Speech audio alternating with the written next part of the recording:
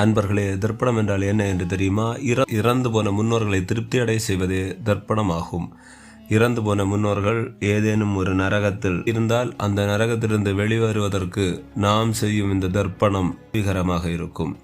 எவ்வாறென்றால், பூலோகத்தில் நாம் ஒரு குற்றம் செய்தால் குற்றத்தின் அடிப்படையில் எவ்வாறு நமக்கு தண்டனை வழங்கப்படுகின்றதோ அதே போன்று ஆத்மாக்களுக்கு தன்னுடைய கர்மாவின் அடிப்படையிலே 27 தண்டனைகள் இருக்கின்றது. அந்த 27 தண்டனைகளும் ஒன்றொன்றாக அதன் பிரிவின் அடிப்படையில் வழங்கப்படும்.